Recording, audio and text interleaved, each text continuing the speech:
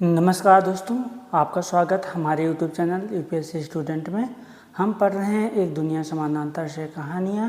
तो इस कहानियों की श्रेणी में यह हमारी तीसरी कहानी है, मेरा दुश्मन, जिसके जो है लेखक हैं तो कृष्ण बलदेव वैद्य जी की ये कहानी है। ये पति पत्नी और एक मित्र पर आधारित है, और मित्र कहें या दुश्मन, लेकिन ये जो है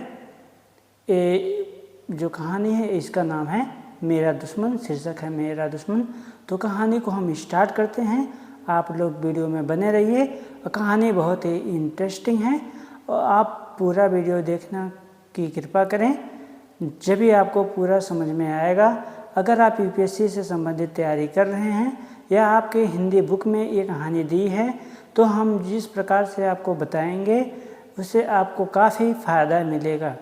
तो आप कहानी देख सकते हैं और कहानी सुनने में अगर इंटरेस्ट रखते हैं तो आप कहानी सुन सकते हैं। तो चलिए कहानी को बिना देर किए स्टार्ट करते हैं। तो कहानी है इसमें, वह इस समय दूसरे कमरे में बेहोश पड़ा है। कहानी फ्लैशबैक में गई है, उसके बाद आएगी आगे सामने निकल के। तो कह रहा है, वह इस समय दूसरे कमरे में बेहोश पड़ा है। आज मैंने उसकी शराब में कोई चीज़ मिला दी थी कि खाली शराब व शरबत की तरह गट पी जाता है और उस पर कोई ख़ास असर नहीं होता। आँखों में लाल डोरे से झूलने लगते हैं, माथे के सिकने पसीने में भीगकर दमक उठती हैं, होठों का जहर और उजागर हो जाता है और बस होशो हवास बदसूरत कायम रहते हैं। हैरान हूँ कि यह तरकीब मुझे पहले अब कभी क्यों नहीं सूझी। शायद सूझी भी हो और मैंने कुछ सोचकर इसे दबा दिया हो। मैं हमेशा कुछ न कुछ सोचकर कई बातों को दबा जाता हूँ। आज भी मुझे अंदेशा तो था कि वह पहले की घूंट में जायका पहचान कर मेरी चोरी पकड़ लेगा, क्योंकि वो पहले भी मिलाता था जायके में। लेकिन गिलास ख़त्म होते होते उसकी आंखें बुझने लगी और मेरा हौसला बढ़ गया था।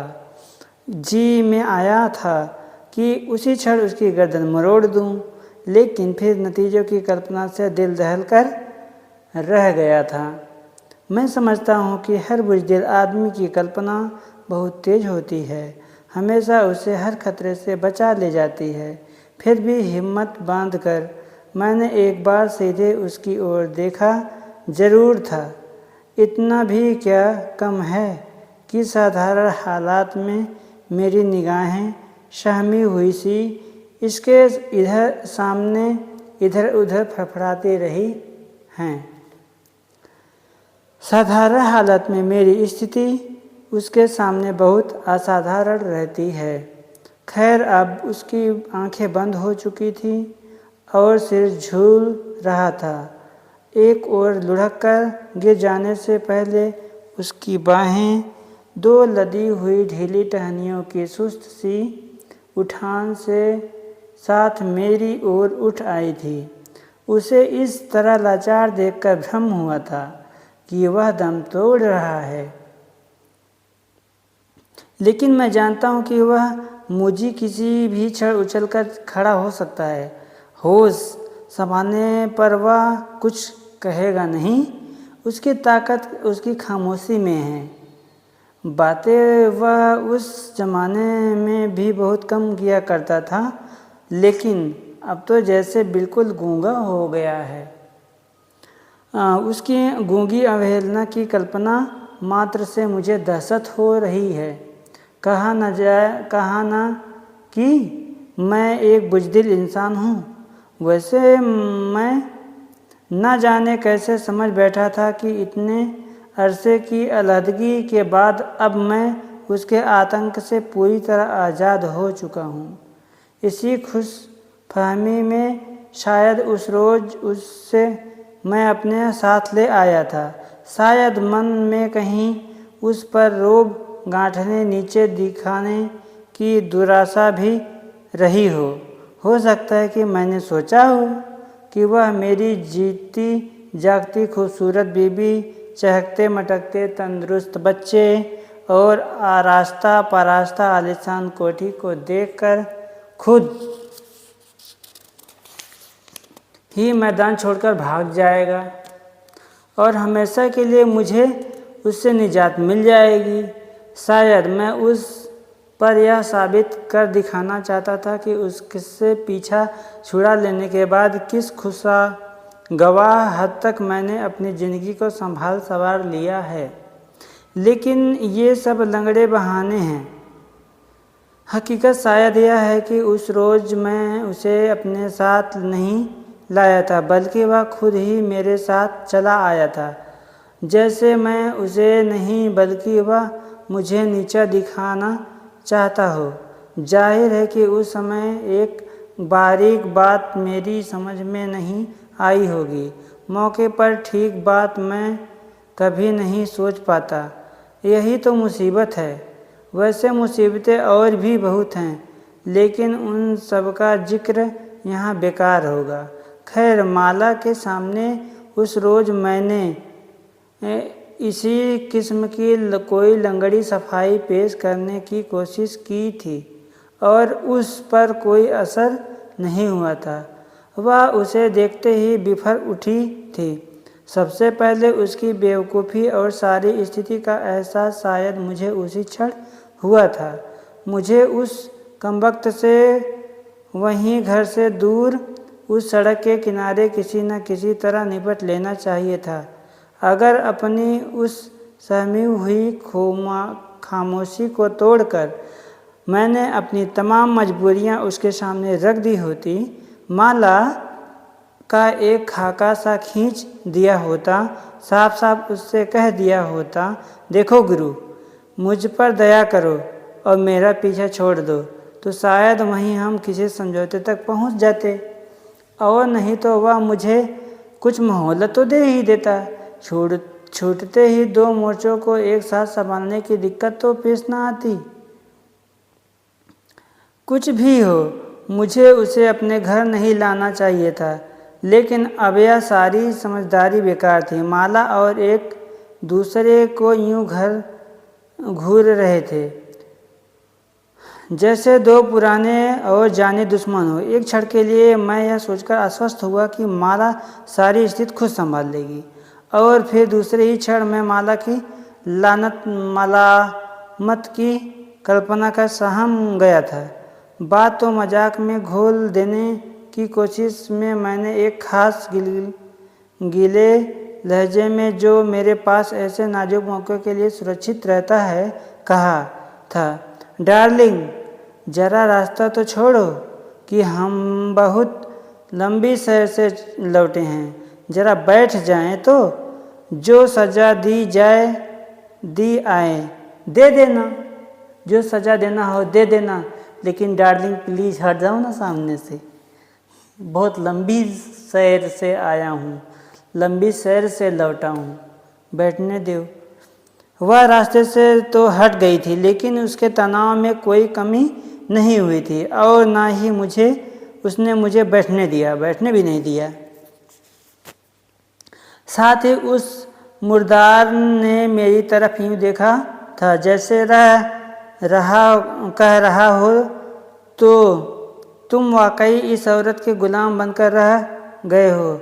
और खुद मैं उन दोनों की तरफ यूँ देख रहा था जैसे एक ही नज़र बचाकर दूसरे से कोई साजिश संबंध पैदा कर लेने की ख्वाहिश हो।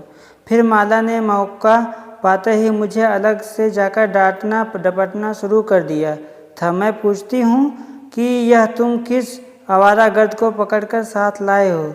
ज़रूर कोई तुम्हारा पुराना दोस्त होगा, है ना? इसे इतने बरस शादी को हो चले, लेकिन तुम अभी तक वैसे के वैसे ही हो।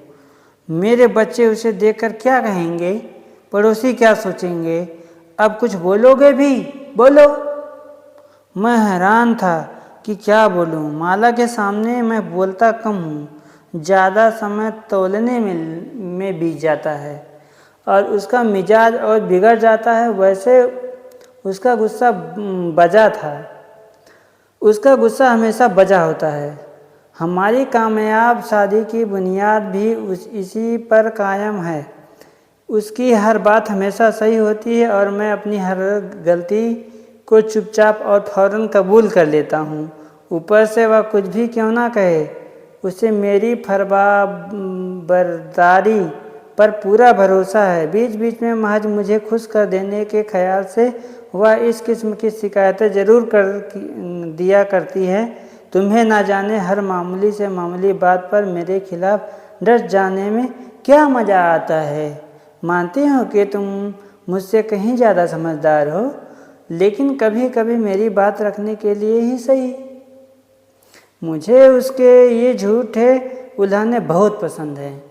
गो मैं उनसे ज़्यादा खुश नहीं हो पाता, फिर भी मैं समझती कि इनसे मेरा भ्रम बना रहता है और मैं जानता हूँ कि बागडोर उसी के हाथ में रहती है और यह ठीक ही है। कह रहा है कि मेरी बीवी के हाथ में बागडोर मेरी ज़िंदगी का रहता है, ठीक ही रहता है। वो जो कहते हैं हम वही करते हैं। ज़्यादातर में हम शर्मिंदा होते हैं, हमारी गलती होती है। मुझे उसके ये झूठे उलाहने बहुत पसंद है। गो के उसने ज़्यादा खुश नहीं हो पाता, फिर भी वह समझती है कि इनसे मेरा भ्रम बन रहता है। बागडोर ठीक है। तो माला दांत पिसकर कह रही थी, अब कुछ बोलोगे भी? मेरे बच्चे पार्क से लौटकर इन महसूस आदमी को बैठक में बैठा देखेंगे तो क्या कहेंगे? उस पर क्या असर होगा? उफ, इतना गंदा आदमी, सारा घर महक रहा है। बताओ ना, मैं अपने बच्चों से क्या कहूँगी? अब जाहिर है कि माला को कुछ भी नहीं बता सकता था, सो मैं सिर झुकाए खड़ा था और वह मुंह उठाए बहुत देर तक बरसती रही। वैसे हाँ साफ कर दूं कि वे बच्चे माला अपने साथ नहीं लाई, वे मेरे भी उतने ही हुई जितने उसके। लेकिन ऐसे मौके पर वह हमेशा मेरे बच्चे कहकर मुझसे उन्हें अलग यूँ कर लिया करती है जैसे कोई कीचड़ से लाल निकल रहा हो। कभी कभी मुझे इस बात पर दुख भी होता है, लेकिन फिर ठंडे दिल से सोचने पर महसूस होता है कि शारीरिक सच्चाई कुछ भी हो, रूहानी तौर पे बच्चे माला के ही हैं। उसके रंग ढंग में मेरा हिस्सा बहुत कम है और यह ठीक है, क्योंकि अगर वे मुझ पर जाते तो उन्हें भी मेरी तरह सीधा होने में न जाने कितनी देरी लग जाती। मैं खुश हूँ कि उनका भविष्य खूब रोशन है। उस रोशनी में मेरा हाथ बस इतना ही है। मैं उसका कानूनी और शायद जिस्मानी बाप हूँ। उसके लिए पैसे कमाता हूँ और दिलो जान से उसकी माँ की सेवा में दिन रात जुटा रहता हूँ। खैर, कुछ देर यूं ही सिर नीचा कर खड़े रहने के बाद आखिर मैंने निहायत अजीजाना आवाज़ में कहना शुरू किया था, अरे भाई, मैं तो उस कमबख्त को ठीक तरह से पहचानता भी नहीं। उसे दोस्ती का तो सवाल ही पैदा नहीं होता।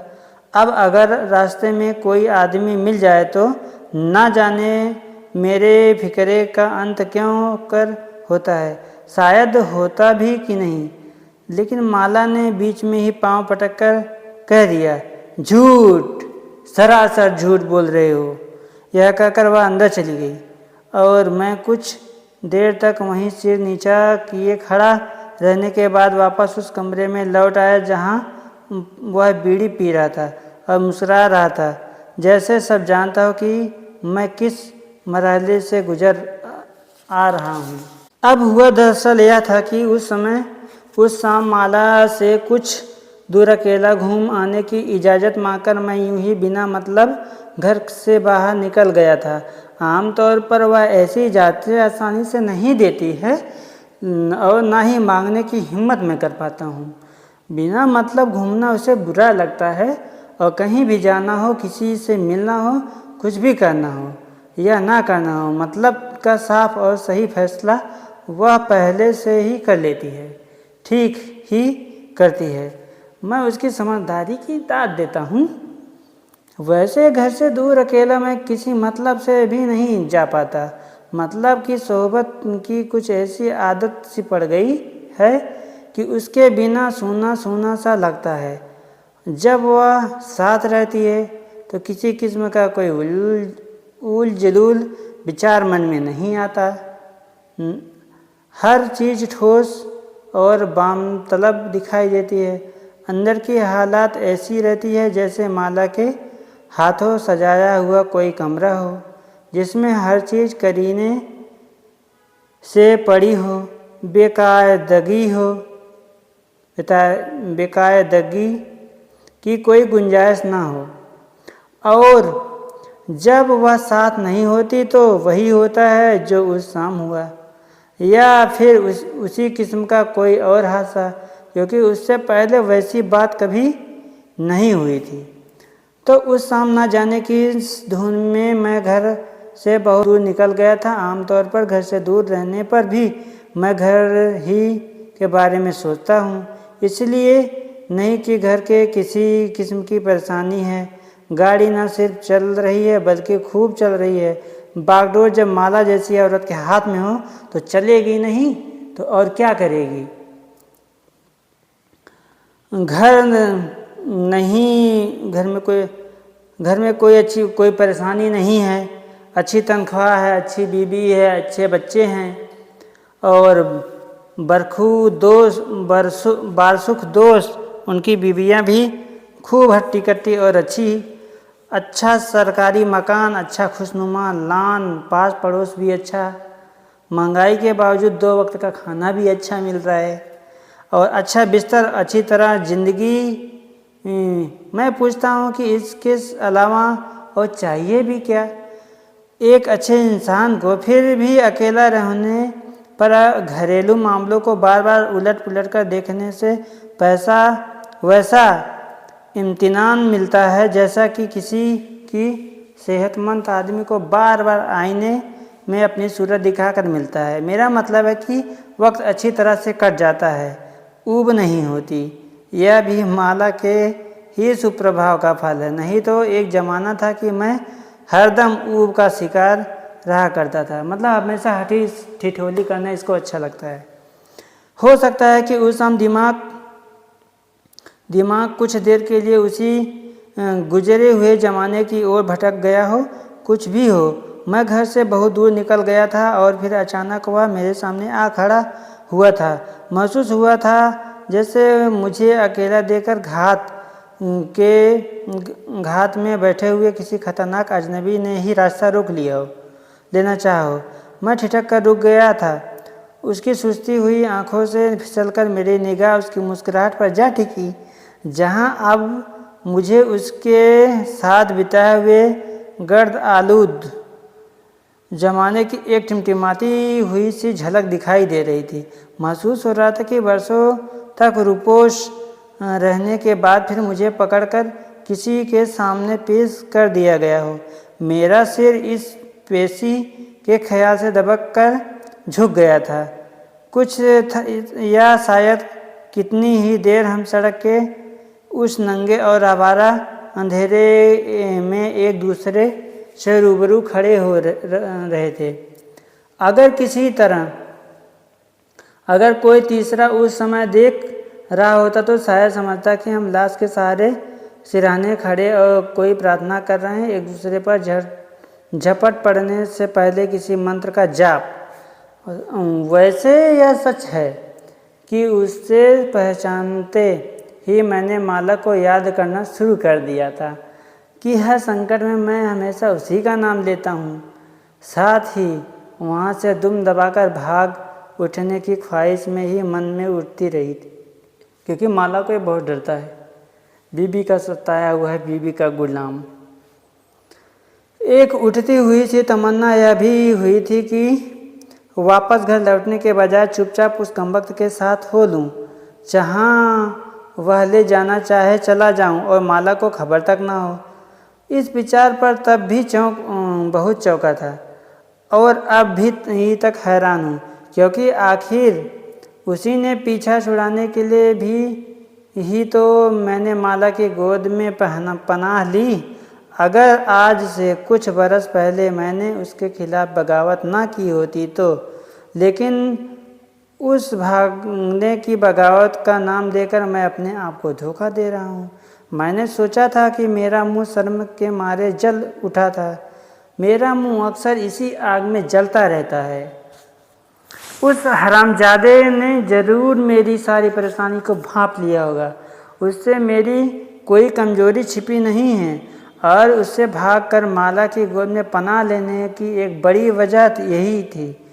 उसकी हंसी में मुझे सूखे पत्तों की हैबतनाक खड़खड़ाहट सुनाई दे रही थी और उस खड़खड़ाहट में उसके साए में गुजरे हुए ज़माने की बेशुमार यादें आपस में टकरा रही थी। बड़ी मुश्किल से आंख उठाकर उसकी ओर देखा था। उसका हाथ मेरी तरफ बढ़ा हुआ था। मैं बिदक कर 2 कदम पीछे हट गया था और उसकी हंसी और ऊंची हो गई थी। कसे हुए दांतों से मैंने उसकी आंखों का सामना किया था, अपना हाथ उसके खुरदरे हाथ में देते हुए और उसकी सांसों की बदसूरत हरारत अपने चेहरे पर झेलते हुए मैंने महसूस किया था जैसे इतनी मुद्दत आज़ाद रह लेने के बाद फिर अपने आप को उसके हवाले कर दिया हो। अजीब बात है, यह एहसास से जितनी तकलीफ़ मुझे होनी चाहिए थी उतनी नहीं थी। शायद हर भगोड़ा मुजरिम दिल से यही चाहता है कि कोई उसे पकड़ ले। घर पहुंचने तक कोई बात नहीं हुई थी। अपनी अपनी खामोशी में लिपटे हुए हम धीमे धामे चल रहे थे जैसे कंधों पर कोई लाश उठाए हो। जब माला की डांट डपट सुन लेने के बाद मुंह बनाए मैं वापस बैठक में लौटा तो वह बज्जात मज़े में बड़ा बीड़ी पी रहा था। एक क्षण के लिए भ्रम हुआ वह जैसे मेरा कमरा उसी का हो। फिर कुछ संभाल कर उससे नज़र मिलाए बिना मैंने कमरे की सारी खिड़कियां खोल दी, पंखे को तेज से कर दिया और झुझलाई हुई ठोकर से उसके जूतों को सोफे के नीचे ढकेल दिया। रेडियो चलाना चाहता था लेकिन उसकी फटी हुई हंसी सुनाई दी और मैं बेबस हो उससे दूर हटकर चुपचाप बैठ गया था। जी में आया कि हाथ बांधकर उसके सामने खड़ा हो जाऊं और सारी हकीकत सुनाकर कह दूं, देखो दोस्त, अब मेरे हाल पर रहम करो और माला के आने से पहले चुपचाप यहाँ से चले जाओ, वरना अंजाम बहुत बुरा होगा। लेकिन मैंने कुछ कहा नहीं। कहा भी होता तो सिवाय एक और जहरीली हंसी के उसने मेरी अपील का कोई जवाब ना दिया होता। वह बहुत जालिम है, हर बात की तरह तह तक पहुँचने का कायल और भावुकता से उससे सख्त नफरत है। उसे कमरे का जायजा लेते हुए मैंने दबी निगाह से उसकी ओर देखना शुरू कर दिया। टांगे समेटे हुए वह सोफे पर बैठा था, एक जानवर सा दिखाई दिया। उसकी हालत बहुत खस्ता दिखाई दी, लेकिन उसकी शक्ल अब भी मुझसे कुछ मिलती थी। इस विचार से मुझे कोफ्त भी हुई और एक अजीब किस्म की खुशी भी महसूस हुई। एक ज़माना था जब वही एकमात्र मेरा आदर्श हुआ करता था, जब हम दोनों घंटों तक एक साथ घूमा करते थे, जब हमने बार बार कई नौकरियों के साथ एक साथ इस्तीफे दिए थे, कुछ एक के लिए साथ निकाले गए थे, जब हम अपने आप को उन तमाम लोगों से बेहतर और ऊंचा समझते थे तो जो पिटाई लकीरों पर चलते हुए अपनी सारी ज़िंदगी एक बदनुमा और रिवायती घिरौंदे की तामीर में बर्बाद कर देते हैं। उनके दिमाग हमेशा उस घिरौंदे और चार दीवारी में कैद रहते हैं, जिनके दिल सिर्फ अपने बच्चों की किलकारियाँ पर ही झूमते हैं, जिनकी बेवकूफ़ बीवियाँ दिन रात उन्हें तिगनी का नाच नचाती हैं और जिन्हें अपनी सफ़ेद पोशी के अलावा और किसी बात का कोई गम नहीं होता है। कुछ देर में उस ज़माने की याद में डूबा रहा। महसूस हुआ जैसे वह फिर उसी दुनिया से एक पैगाम लाया हो, फिर मुझे उन्हीं रोमानी वीरानाओं में भटका देने की कोशिश करना चाहता हो, जिससे भागकर मैंने अपने लिए एक फूलों की सेज संवार ली थी, जिस पर माला करीब हर रात मुझसे मेरी फरमा बरदारी का सबूत तलब किया करती है और जहां मैं बहुत सुखी हूँ। वह मुस्कुरा रहा था जैसे मैंने उसके लिए उसके अंदर झांक लिया हो। उसे इस तरह आसानी से अपने ऊपर काबिज होते देखा। मैंने बात बदलने के लिए कहा, कितने रोज़ यहाँ ठहरोगे? उसकी हंसी से एक बार फिर हमारे घर की सजी सवारी फिजा दहल गई और मुझे खतरा हुआ कि माला उसी दम वहाँ पहुंचकर उसका मुंह नोच लेगी।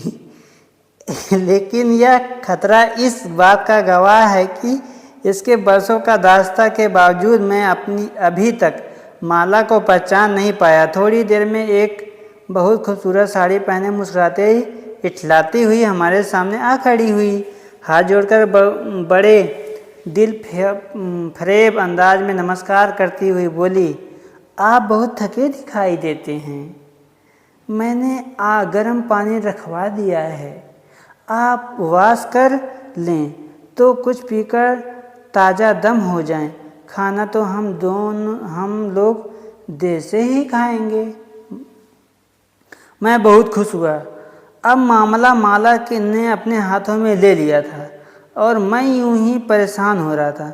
मन हुआ कि उठकर माला को चूम लूं। मैंने कनखियां से उस हरामजादे की तरफ देखा। वह वाकई सहमा हुआ सा दिखाई दिया। मैंने सोचा, अब अगर कुछ खुद ब खुद ही ना भागा उठा तो मैं समझूंगा कि माला की सारी समझ, सीख और रूप रंग बेकार है। कितना लुत्फ आए अगर वह कमबख्त भी खड़ा होने के बजाय माला के दांव में फंस जाए और फिर मैं उससे पूछूं, अब बता साले, अब बता, समझ में आई? अब बात समझ में आई? मैंने आंखें बंद कर ली और उसे माला के इर्द गिर्द नाचते हुए, उस पर फिदा होते हुए, उसके साथ लेटे हुए देखा। एक अजीब राहत का एहसास हुआ। आंखें खुली तो वह गुस्ल खाने में जा चुका था और माला झुकी सोफे को ठीक कर रही थी। मैंने उसकी आंखों में आंखें डालकर मुस्कुराने की कोशिश की, लेकिन फिर उसकी तनी हुई सूरत में घबरा कर नज़रें झुका ली। जाहिर था कि उसने अभी मुझे माफ़ नहीं किया था। नहाकर वह बाहर निकला तो उसने मेरे कपड़े पहने हुए थे। इस बीच माला ने बियर निकाल ली थी और उसका गिलास भरते हुए पूछ रही थी, आप खाने में मिर्च कम लेते हैं या ज़्यादा? मैंने बहुत मुश्किल से हंसी पर काबू किया। उस साले को खाना ही कब मिलता होगा, मैं सोच रहा था और माला की होशियारी पर खुश हो रहा था। कुछ देर हम बैठे पीते रहे। माला उससे घुल मिलकर बातें करती रही, उससे छोटे छोटे सवाल पूछती रही। आपको यह शहर कैसा लगा? बियर ठंडी तो है ना? आप अपना सामान कहाँ छोड़ आए? और वहाँ बंगले झांकता रहा। हमारे बच्चों ने आकर हम अपने अंकल को ग्रीट किया। बारी बारी उसके घुटनों पर बैठकर अपना नाम वगैरह बताया। एक दो गाने गाए और फिर गुड नाइट कहकर अपने कमरे में चले गए। माला की मीठी बातों से यूँ लग रहा था कि जैसे हमारे अपने की हल्के का कोई बेताल्लुफ़ दोस्त कुछ दिनों के लिए हमारे पास आ ठहरा हो और उसकी बड़ी सी गाड़ी हमारे दरवाजे के सामने खड़ी हो। मैं बहुत खुश था और जब माला खाना लगवाने के लिए बाहर गई तो उस शाम पहली बार मैंने बेधड़क उस कमीने की तरफ देखा और 3-4 गिलास बियर के पी चुका था और उसके चेहरे की जर्दी कुछ कम हो रही थी, लेकिन उसकी मुस्कुराहट में माला के बाहर जाते ही फिर वही जहर और चैलेंज आ गया था और मुझे महसूस हुआ जैसे वह कह रहा हो, बीबी तुम्हारी मुझे पसंद है, लेकिन बेटे उसे खबरदार कर दो, मैं इतना पिला नहीं जितना वह समझती है। एक क्षण के लिए मेरा जोश कुछ ढीला पड़ गया। लगा जैसे बात इतनी आसानी से सुलझने वाली नहीं। याद आया कि खूबसूरत और सोएक औरतें इस ज़माने में भी उसे बहुत पसंद थी, लेकिन उसका जादू ज़्यादा देर तक नहीं चलता था। फिर भी मैंने सोचा बात अब मेरे हाथ से निकल गई है और सिवाय इंतज़ार के मैं और कुछ नहीं कर सकता था। खाना उस रोज़ बहुत उम्दा बना था और खाने के बाद माला खुद उसे उसके कमरे तक छोड़ने गई थी, लेकिन उस रात मेरे साथ माला ने कोई बात नहीं की। मैंने कोई मजाक किए कहा नहा धोकर वह काफ़ी अच्छा लग रहा था। क्यों? बहुत छेड़छाड़ की, कई कोशिशें की कि सुलहनामा हो जाए, लेकिन उसने मुझे अपने पास फटकने नहीं दिया। नींद उस रात मुझे नहीं आई, फिर भी अंदर से मुझे इम्तिनान न था कि किसी न किसी तरह माला दूसरे रोज़ उसे भगा सकने में ज़रूर कामयाब हो जाएगी। लेकिन मेरा अंदाज़ा गलत निकला। माना कि माला बहुत चालाक है, बहुत समझदार है, बहुत मनमोहनी है, लेकिन उस हरामजादे की ढिठाई का ही कोई मुकाबला नहीं। 3 दिन तक माला उसकी खातिरदारी तवज्जो करती रही। मेरे कपड़े में वह अब बिल्कुल मुझ जैसा हो गया था और नज़र यूँ आता जैसे माला के 2 पति हों। मैं तो बहुत सवेरे गाड़ी लेकर दफ्तर निकल जाता था। पीछे उन दोनों में न जाने क्या बातें होती थी, लेकिन जब कभी उसे मौका मिलता वह मुझे अंदर ले जाकर डांटने लगती। अब यह मुर्दार कहाँ से निकलेगा भी या नहीं। जब तक यह घर में है हम किसी को ना तो बुला सकते हैं और ना ही किसी के यहाँ जा सकते हैं। मेरे बच्चे कहते हैं कि इसे बात करने तक की तमीज़ नहीं है। आखिर यह चाहता क्या है? मैं उससे क्या बताता कि वह क्या चाहता है। कभी कहता थोड़ा सब्र करो, अब जाने की सोच ही रहा होगा। कभी कहता क्या बताऊं, मैं तो खुद शर्मिंदा हूँ। कभी कहता तुमने खुद ही तो उसे सिर पर चढ़ा लिया है। अगर तुम्हारा बर्ताव रूखा होता तो माला ने अपना बर्ताव तो नहीं बदला, लेकिन चौथे रोज़ अपने बच्चों सहित घर छोड़कर अपने भाई के यहाँ चली गई। मैंने बहुत तेरा रोका, लेकिन वह नहीं मानी। उस रोज़ वह कमबख्त बहुत हंसा था, ज़ोर ज़ोर से, बार बार। आज माला को गए 5 रोज़ हो गए थे। मैंने दफ्तर जाना छोड़ दिया। वह फिर अपने असली रंग में आ गया। मेरे कपड़े उतारकर उसे फिर अपना वह मैला सा कुर्ता पजामा पहन लिया। कहता कुछ नहीं, लेकिन मैं जानता हूँ वह क्या चाहता है। यह मौका फिर हाथ नहीं आएगा। वह चली गई है। बेहतर यही कि उसके लौटने से पहले तुम भी यहाँ से भाग चलो। उसकी चिंता मत करो, वह अपना इंतजाम खुद कर लेगी। और आज आखिरी में मैं उसे थोड़ी देर के लिए बेहोश कर देने के कामयाब हो गया हूँ। अब मैंने सामने 2 ही रास्ते हैं। एक यह कि होश आने से पहले उसे जान से मार डालूं, और दूसरा यह कि अपना ज़रूरी सामान बांध कर तैयार हो जाऊं और ज्यों उसे होश आए हम दोनों फिर उसी रास्ते पर चल दें जिससे भागकर कुछ बरस पहले मैंने माला की गोद में पनाह ली थी। अगर माला इस समय यहाँ होती तो वह कोई तीसरा रास्ता भी निकाल लेती, लेकिन वह नहीं है और मैं नहीं जानता कि मैं क्या करूं। कहानी यहीं समाप्त होती है। अब वो अजनबी था, उसके साथ में लोग बहुत परेशान थे, तो कहानी यहीं तक है। आपको ये कहानी कैसी लगी कमेंट बॉक्स में कमेंट करके बताएं। धन्यवाद।